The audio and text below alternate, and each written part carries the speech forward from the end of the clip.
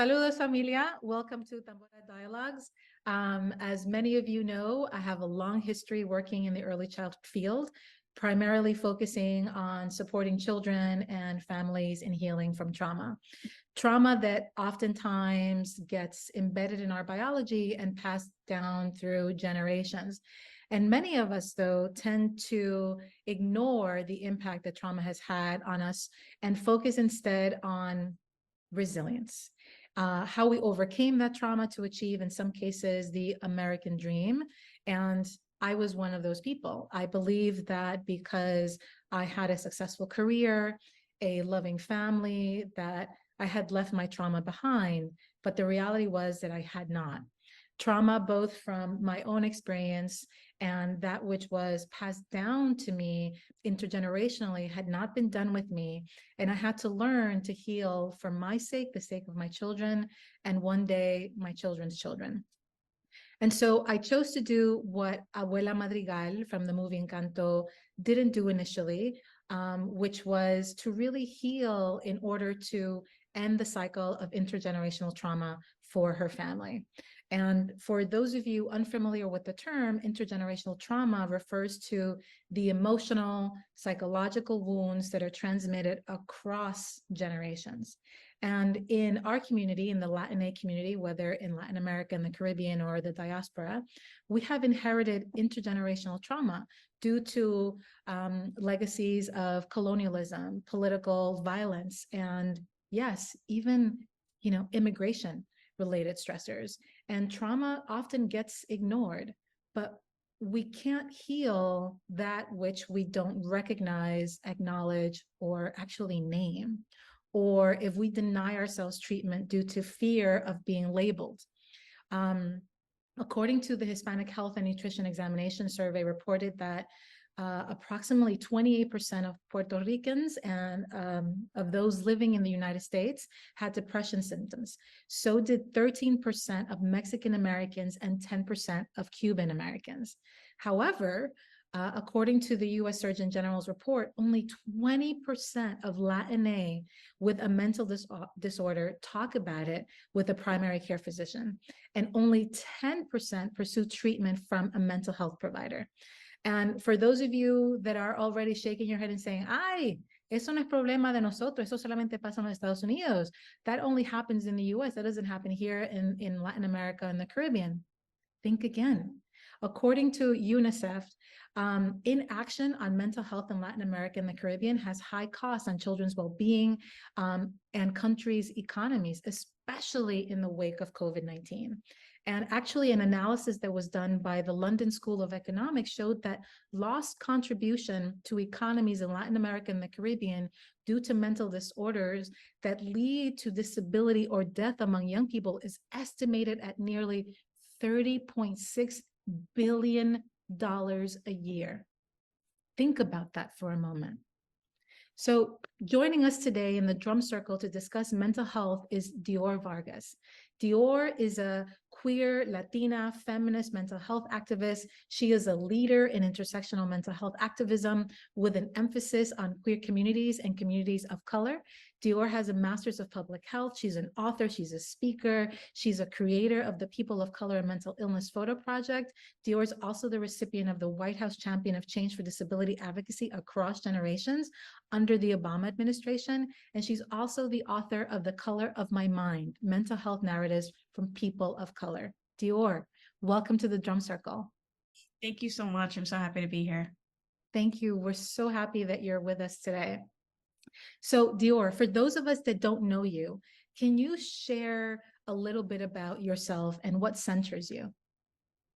So I am a proud New Yorker. I was born and raised with my mother, my older sister, and my maternal grandparents. And a lot of what I do right now is informed by my personal experiences. So my lived experiences, living with mental illnesses and being a suicide attempt survivor. So everything that I've gone through is something that really gives me a better understanding of what other people are going through, and also just to share that you are not alone when it comes to experiencing mental health issues. So I've been doing mental health advocacy for quite some time, and my focus, as you had mentioned, is talking about communities of color and the LGBTQIA plus community, because these communities are usually left out of the conversation. So I thought it was important, given my upbringing and also what I've seen in our communities, that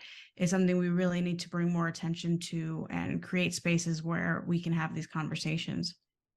Thank you, Dior. You know, we often say that the personal is political, right? So it really motivates us to get activated and really shape what type of world we want to see for ourselves, but also for others. And so thank you so much for sharing that and for your vulnerability. Based on talks that you have given, I know that you began to experience symptoms of depression at an early age. But I've always been curious about when you started to put words to those symptoms and feelings, and then what role did your family play in helping you develop that language in order to access care?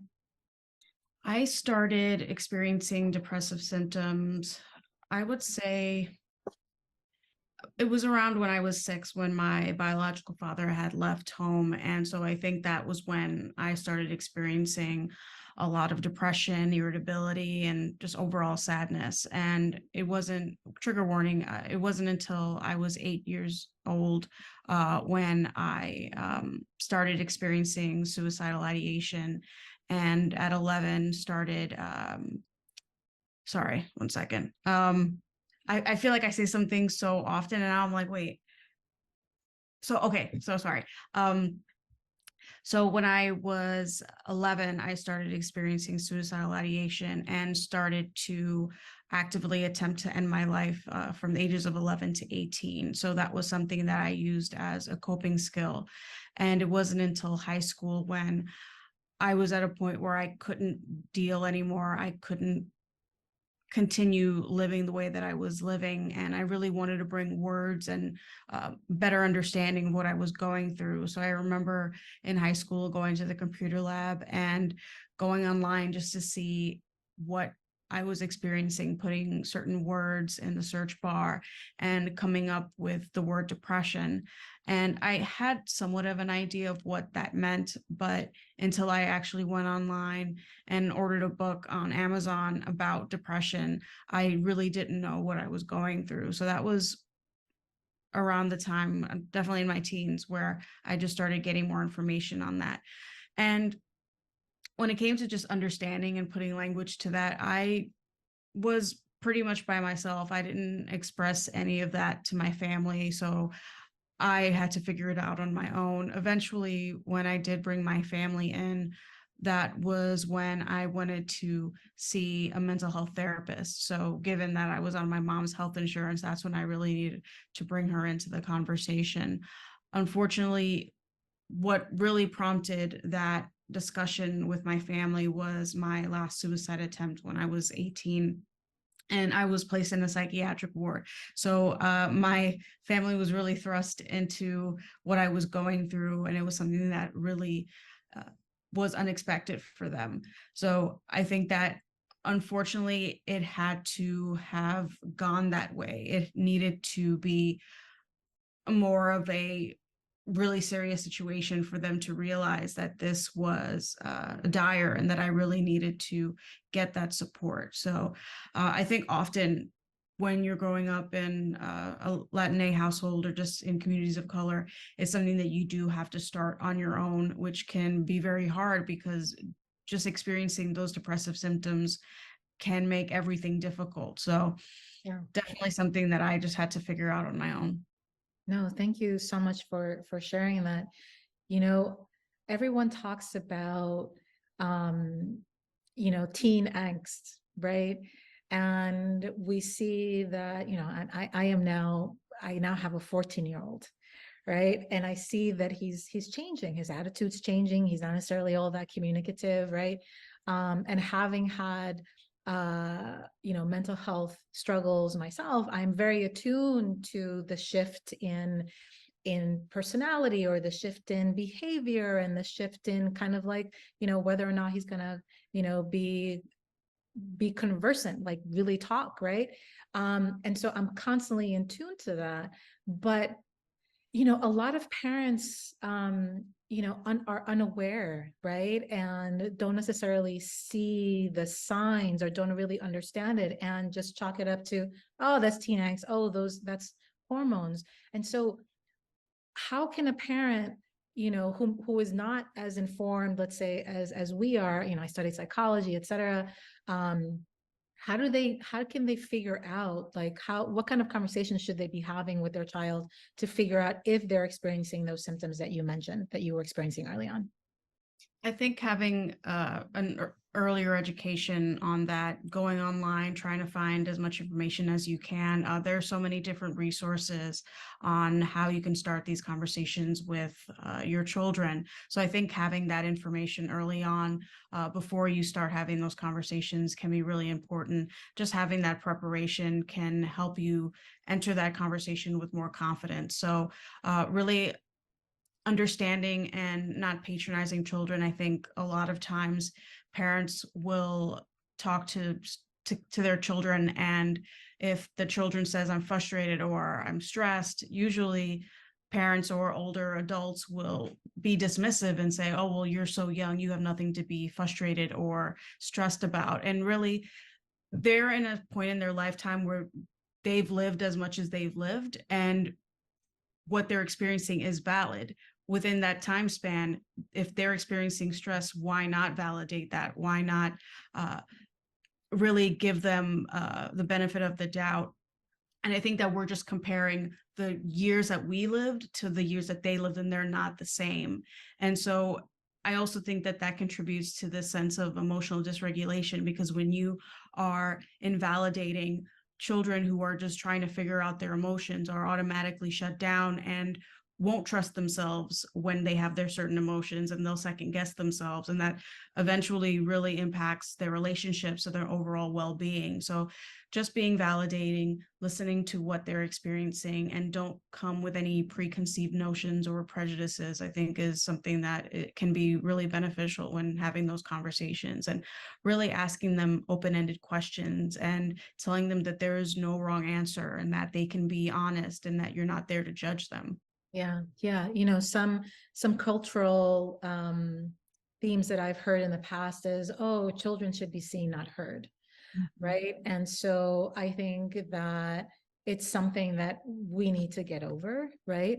And this I've seen primarily in the African American community. In our community, I think we just tend to be a little bit more just dismissive of it, right? Or also, I think something else that plays into it is, kind of like cultural misconceptions, right? So I imagine that, and I don't want to make assumptions, but what were the cultural misconceptions back then when you were kind of like dealing, with your symptoms and kind of figuring out what it was that you were experiencing? And have you seen a shift in those, in those misconceptions? Have you seen that people are in our community are better understanding of mental health? Growing up, mental health was not something that we discussed. I didn't feel comfortable sharing it with them because if there were any discussion surrounding it, it was very stigmatized. It was something that was seen as a weakness, that you were not strong enough. I was grown up being told that I need to toughen up. Mm. And that was really difficult for me to hear, because it, like I had mentioned prior, it just made me feel uncomfortable being open, but also distrustful of what I was feeling. I felt like there was something wrong with me. And very often when there's these discussions of accessing help, also just the idea that why are you going to go to a complete stranger? It's a privilege to be able to go to therapy. There were more important priorities when it came to the family, that it just seemed very, I don't know if the word what the word is, but it just felt frivolous to Mm. take care of yourself, which I think is something that I find that I'm still working on. The idea of self-care, the idea that I'm worthy of that support. I think just growing up, just trying to be as strong as possible, it just makes me feel like it's silly to worry about my well-being. So I'm trying to really deconstruct that idea that I grew up with. And I think now people are starting to be more open about mental health. Recently, I had an event. I participated in an event at El Museo del Barrio in Spanish Harlem, where I grew up, and the theme was mental health. And I think that 10 years ago, that would not have been a theme. That would not have been something that was the main focus of such an event. And so, for a institution to bring that to the forefront, I think is really indicative of how mental health is something that we do want to bring more attention to. It does take time. It is something that can be very overwhelming, but I think that there is a change that's happening. It just doesn't happen as quickly as we'd like. And there is a lot to learn. So I think we're getting closer than we were before. Okay, thank you. And one of the things that we often hear for Latina women in particular is that we're seen as strong and resilient and long-suffering nurturers. How do you think that depiction has impacted the mental health of Latina women in our communities? It goes back to the idea that taking care of yourself is something that needs to be put last.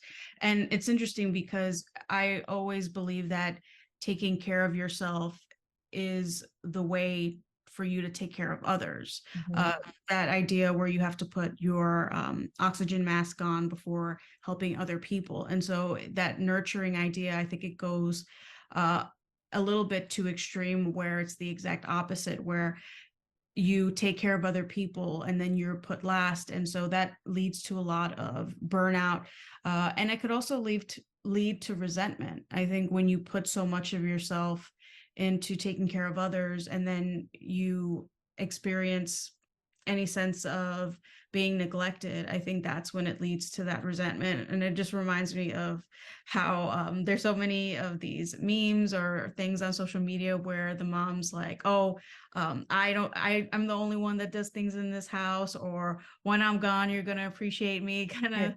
of that stuff. And so I think that it just prevents people from taking care of themselves and really perpetuating that idea that if you do support yourself, you can also support others. Yeah. I mean, and also, societal gender roles, right? Like, women have always been the nurturers and the caregivers, and that's something that we've seen in the United States, although some of that is somewhat shifting, although there's a push, right? But here in Latin America and the Caribbean, I mean, it's a male dominant culture where there's very specific gender roles, and the woman is seen, and the girls, right? So women and girls are seen as the primary caregivers. And so, there's no, as you said, there's no time for you to take care of yourself. That is a luxury. You're supposed to be caring for the children and caring for, your partner, and not yourself. And so what I've seen here is that a lot of women internalize all of that, right? They internalize it and then don't realize that they're acting out in a way that will then influence their own children and potentially have longer term impact on their health and well-being, right? Yeah. Absolutely. Yeah, that really concerns me a lot here. And so that's something that we're certainly advocating for, is campaigning for more education around mental health and self-care, not as a luxury, but as a right. Mhm. That's really important. One of the things that we see here and that we're talking about in Tambora Dialogues, and we're trying to center so that everyone talks and has an open and honest conversation about this, but I'm not sure if it happens with a lot of frequency in the United States. In terms of the Latina community, perhaps maybe more in the African American community, but the idea of the struggles related to colonization and immigration, right? So the trauma that is passed down from those experiences. What have you heard? What have you seen as part of your work? Are folks talking about those things? I think there have been discussions about that. I've heard different podcasts where they talk about how usually people who are born in the United States are experiencing more mental health symptoms than those who are just new to the culture, which I find interesting because if you're going to a new environment, you are more likely to feel othered and uncomfortable. And there's a lot of obstacles when it comes to not having English as a first language or not being able to have the opportunities that other people have that grow up here. And definitely when it comes to that trauma, that immigrant experience, definitely more impactful or just different when it comes to the African American community. And my experience having my grandfather and my father, biological father, growing up and born in Ecuador and then coming to the United States, I know there was a lot of trauma that my grandfather experienced being very poor, living in poverty as a child, having to work as a child. And so having a lot of that instilled in him, I think, like you had mentioned, whatever you've gone through, however you act as a result is going to impact your children. And so having those different ideas on how to live can be very, it's not intended to be insensitive, but I think that just the idea of needing to work, needing to put your all in making sure that you get a good job, that you make enough money, there's just so much emphasis on material things because that's everything that that person needed growing up. And so it just makes mental health fall by the wayside. So it's something that we really need to bring more attention to because just the experience of what all those individuals experienced with being caged and things like that, that's dehumanizing and removes the humanization of individuals. So that can be really demoralizing for people and feel like they're not worth anything. Yeah. Thank you. Shifting to your role as advocate, what are some of the most surprising, good, bad feedback that you received from mental health professionals while advocating on behalf of our communities in the mental health space? So in terms of what I experienced, and that was prior to my mental health advocacy, and really informed the discussions that I've had across the country, is going to a therapist, not finding an individual that you can connect with, someone who doesn't look like you or may not come from communities of color. I think that that can be very prohibitive when it comes to really making that connection and really having that beneficial experience when seeking therapy. So I had a therapist in college. It was a white woman, and she just didn't understand the cultural aspects of my household, of where I came from. And so my therapist said, you have to stand up to your mother, you have to say this and that to her. And I told her that that's just not how it works in my household. You can't say certain things. There's that level of respect. And she didn't understand that. And it just seemed that something that I was part of was wrong. And so for me, I just didn't want to continue interacting with her because it just felt that I was trying to advocate for myself or in a way that I shouldn't have to in a therapy session and having to defend my loved ones. And there was, like, I understood where she was coming from in somewhere where I needed to set boundaries in some form, but it's all about how you go about it. So that's some pushback that I think that mental health professionals have who are not culturally sensitive, who don't have that basic understanding of the people that they work with. Um, that's the only thing that's coming to my mind right now. No. I mean, it reminds me of my own journey.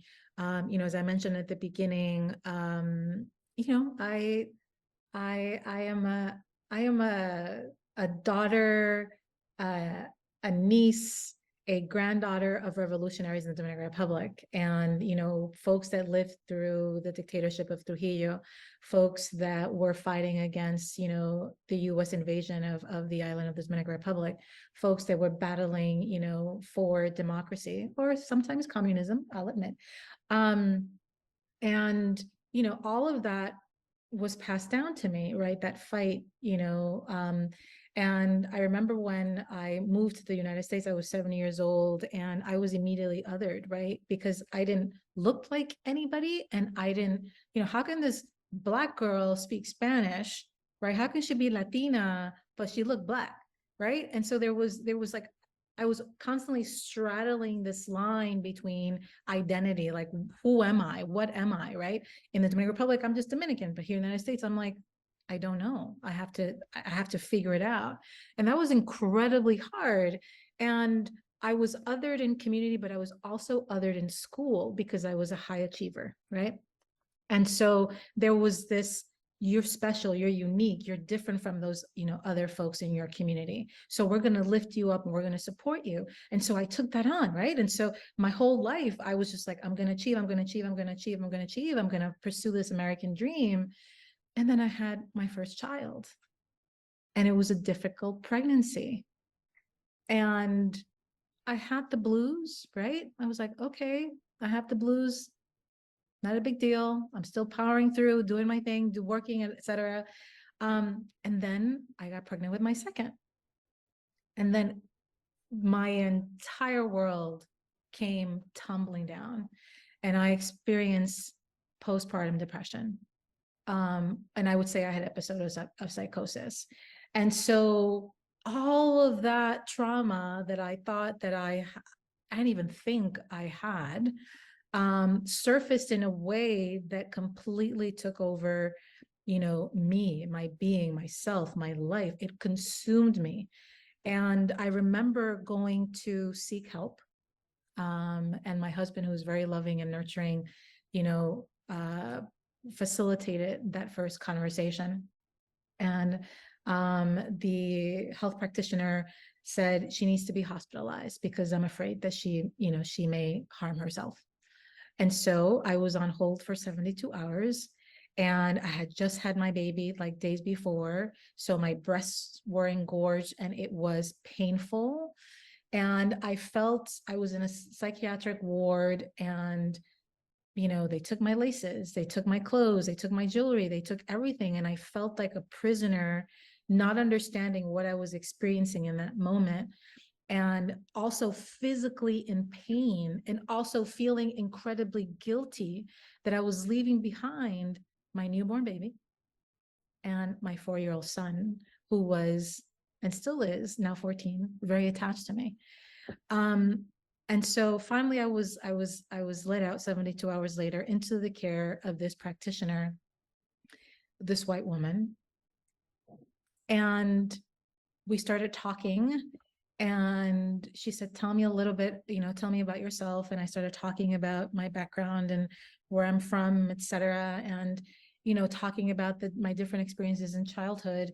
And I mentioned Santeria, right? Which is, it's normal here in the Dominican Republic, in the Caribbean, like everybody's aware of that. In Latin America, we're all aware of it. But she was so hyper focused on that because she had never heard of it before. And in that moment, I sat there and I was like, oh my gosh, I am talking to, a well-known, psychiatrist, well-respected. And I know she means well, but in this moment, I need her to focus on something other than, what I'm talking about Santeria. It's like, it was in passing. And so basically I'm sharing this story because I understand, your experience. Like, I feel it. I feel it because I felt it. I felt discomfort. I felt that, it was more about her learning that really my healing, and that I needed to find someone who can really heal me, help me heal, that wanted to understood me culturally. So girl, I totally get it.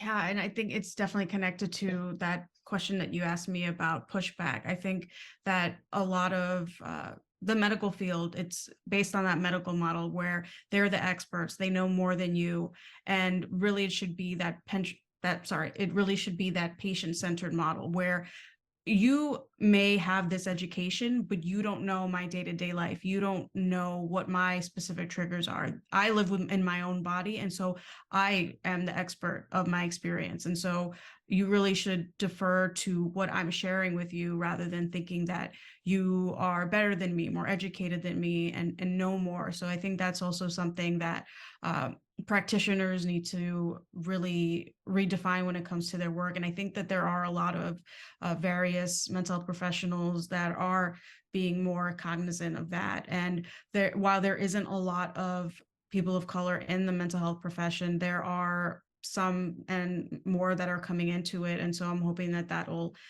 benefit people. But it's also important to realize that while it's more likely that you'll have a more positive experience, that doesn't guarantee that you will if you do see someone who is the same culture as you. So it's not a fail proof or Right. fail. Yeah, I mean, you got to feel it out, right? So maybe the first one is not the right fit, but don't give up, right? You got to keep trying until you find someone that is honest with you, that is going to serve as a sounding board, a guide, um, and also that you get along with, right? That you can be your your whole self with, because that's part of it. You have to be all of it, the good, the bad, and the ugly, with this individual, right? In order to really heal. Now, I wanted to ask you about how has just shifting gears just a little bit, how has the intersection of religion, because religion is a big deal in our communities, how has that intersection of religion and culture impacted the mental health of BIPOC and the LGBTQ plus um, people in our communities? Mhm. Religion is not safe for everyone, even particularly the LGBTQIA plus community. It can be a space where you're invalidated, where you're told that your um, sexual orientation is wrong, that it's a choice, that something you should be ashamed of, or that's a sin. So that's something that, while it can be beneficial for others, it is very detrimental to other people. I'm stopping right now because someone's Okay, no worries. I don't know if you can hear the beep, so I didn't want to continue talking and You're good. oh, okay, cool. Because sometimes that happens. Um, so and very often we're brought up to believe that, oh, now it's louder. I'm just gonna wait because I just don't want it to Okay, come. no worries. Yeah.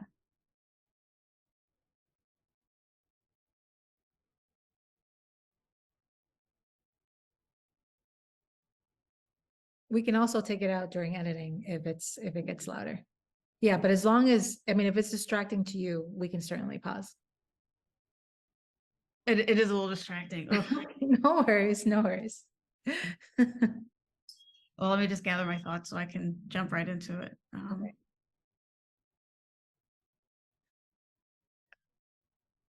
Very often in communities of color, we're told that we should pray on things, that if we believe in God, that things will work out for us. And so there's that emphasis on prayer when sometimes it's something that we really need to put more of our work into, where it's not something that if we pray to God, then everything's going to work out.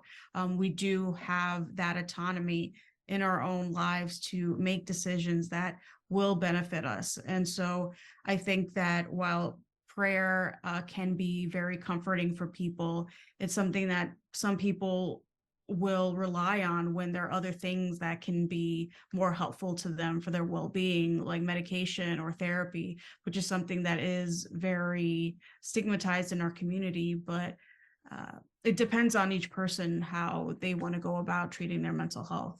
Yeah, yeah. I mean, I do think that, I have many reservations about religion, but I do think that to some degree, we need to be able to partner with them, right? In terms of like helping to educate, not only educate themselves, but also help educate community. And so my hope is that we can partner in a way that's collaborative and that, leverages both, right? Leverages, the power of prayer, right? Because folks really believe in that, but also accesses the resources necessary so that the person can heal the whole self, right? And it's not just a spiritual thing, right? It's an emotional thing, it's a physical thing. Like your body physically changes as a result of the mental health stress. I mean, and I've seen my body change as a result of it, right? And so I think it has to be in combination. Mhm. One of the things that we want to ask you, um, about you've identified as a queer Latina. And so we're curious, has your queerness also been a barrier to, or was it a barrier for you in speaking with your family? Did it add an extra layer of fear or hesitancy for you? It definitely added an additional layer. I didn't share my identity or my sexual orientation with my family until after I had that episode and I was placed in the psychiatric ward. So I had to, I don't want to use the word come out because that can be very specific or special to individuals, but I think I had to be open about what I was experiencing and who I was to different instances. And so it was scary to be open with my mother about that because it's something that she didn't understand. It was something that she didn't like. And so I had to hide another part of myself where I was in a relationship with a woman when I was in grad school. And it was something that I felt ashamed of. I felt like I couldn't be open with my mom with. And even to this day, she tells me that she loves me and that it doesn't matter who I find myself with or who I want to share my life with. But she will talk about family and how, oh, this person's the only queer or LGBTQI person in the family. And the other day she said that, I looked at my sister and I'm like, what? Like, okay, clearly she is still not accepting it no matter what she says. Like she has to practice what she preaches or show that through actions. And she's still against the idea. So it's something that still makes me feel like I can't be my true self with her. And so that has been very detrimental to our relationship, among other things. So it's unfortunate that you can't be who you truly are and feel accepted within your family because our culture is so focused on family and that internal community. So it does make it very hard. Yeah. Yeah. No, I mean, I'm sure. And I hope that, the journey continues and that there is mutual healing that happens for you both. Um, what I know you describe yourself as a feminist, and I've seen you in action. And I'm curious about what personal meaning does being both a feminist as well as being queer hold for you? Like, how have you been able to navigate the intersection of both? Yeah, I think that they're not mutually exclusive. I wanted to make sure that when I did start my mental health advocacy, that I was very specific with how I identified myself, how I was going to, for lack of a better word, brand myself. Just letting people know where I was coming from, because there were a lot of mental activists who were starting their careers at that time, and so I really wanted to differentiate myself and show that I do have these certain ideas, that my feminism is intersectional, and that I do have these beliefs that on equity and equality. And so for me, I have felt comfortable in those spaces, but there is a lot of pushback, or rather there's complexities when it comes to that, because there are some feminists who don't or identify as TERFs, and I'm like trans exclusionary, those people who don't believe that trans women are actually women and that should be included in women-centered spaces. And so there are a lot of negative aspects to feminism. And so it's important that I make sure that people know that my feminism is inclusive of everyone and is uplifting of everyone. Yeah, no, thank you for sharing that. That is so important. I had a conversation a couple of months ago with an activist here about that, about, being a feminist, but also being queer. And sometimes there's a tension, but at the end of the day, we're both advocating for equity. We're both advocating for, social justice, right? Human rights. And so there must be some collaboration.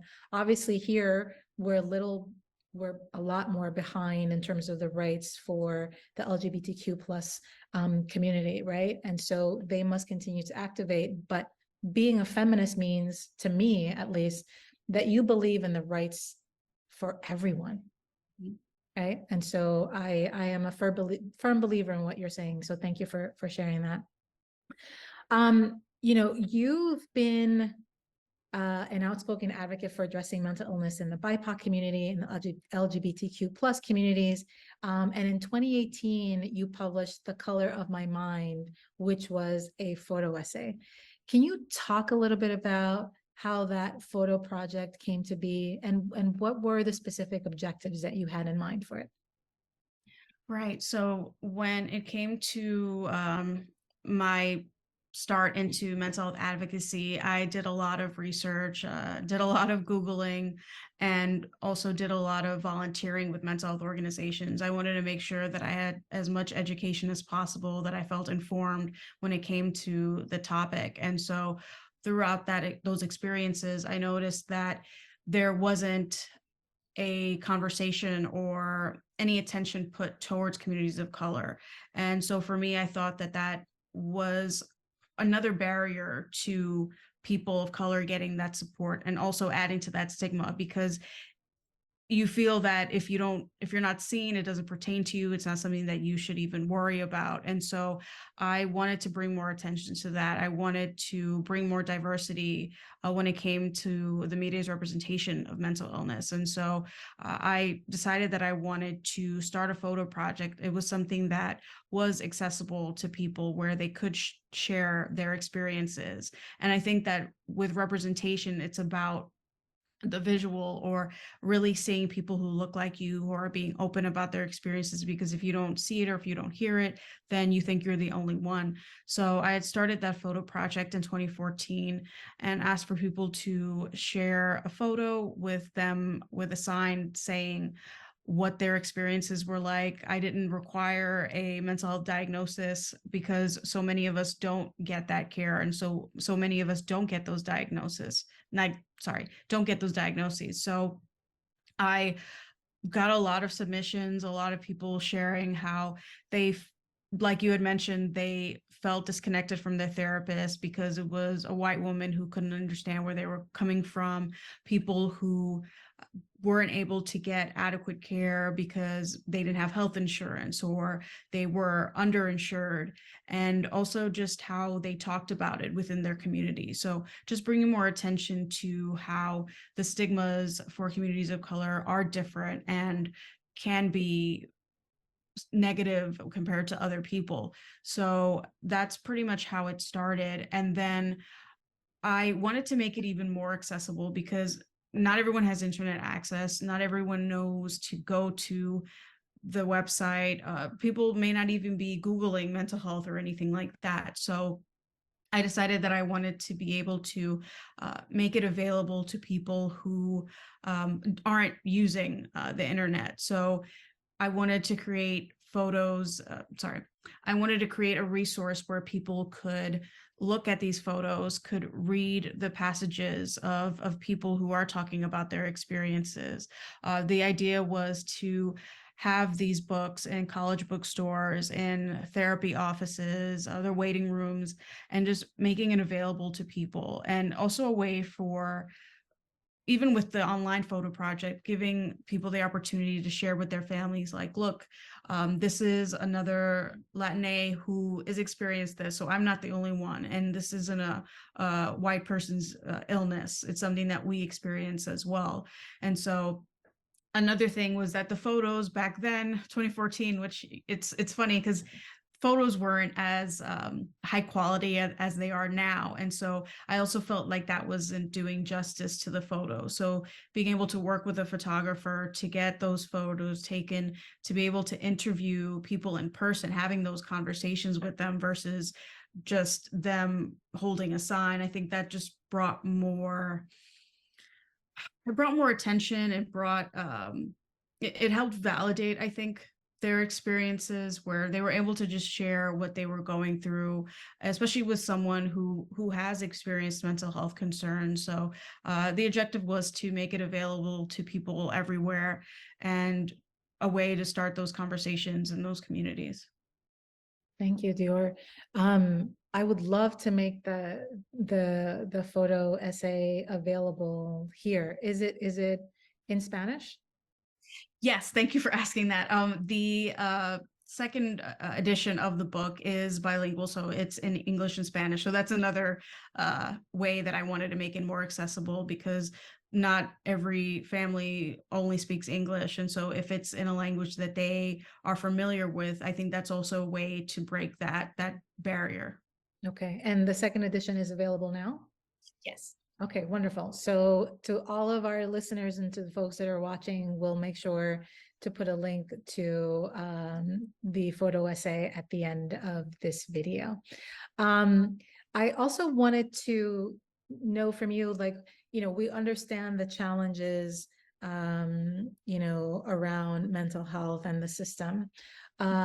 Have you seen what has given you hope as part of your work, that you've seen some changes? What gives you hope that the future is brighter in terms of mental health being prioritized and more access for young people, for everyone that really needs it?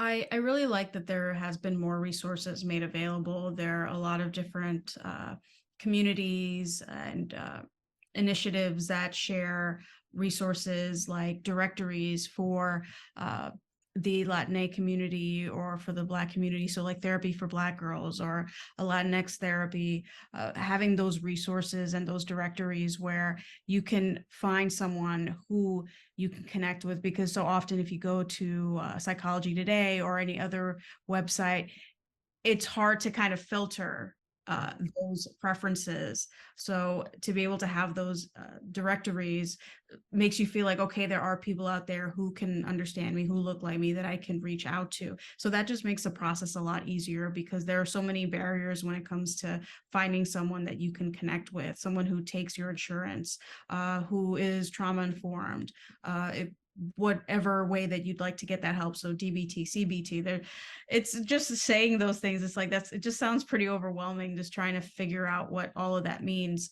But then also people just creating those Instagram accounts, sharing information about mental health, doing that mental health education. There are so many young activists that are coming out today, sharing their experiences and really being more open and courageous about mental health than the generation before. So I think that really brings me hope, because they take no for an answer. They're very adamant on making change and doing something for our community. So that's something that I think, as each generation comes, things will improve. No, that's wonderful. Thank you so much. That also gives me a lot of hope too. Tell me what I know that you're continuing to engage in. You have a variety of speaking engagements. You talk at universities. You've presented to have you presented to Congress as a whole? I have not, but that's something That's to aim for. okay. That's on the list. That's on the to-do list. But you've interacted with policymakers. Mhm. Yeah, yeah. Okay. Yeah, And are they receptive? Have you experienced that they've been receptive to it, to what you shared? I think so. It does take some time.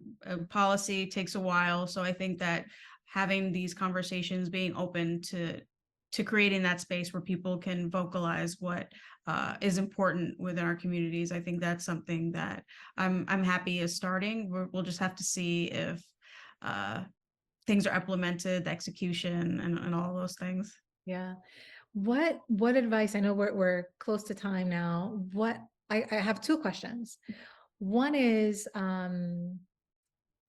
what advice would you give those of us that are currently in Latin America and the Caribbean that are eager to prioritize mental health, in our communities? Like, what advice would you give us in terms of how to get started, how to get the movement started, right?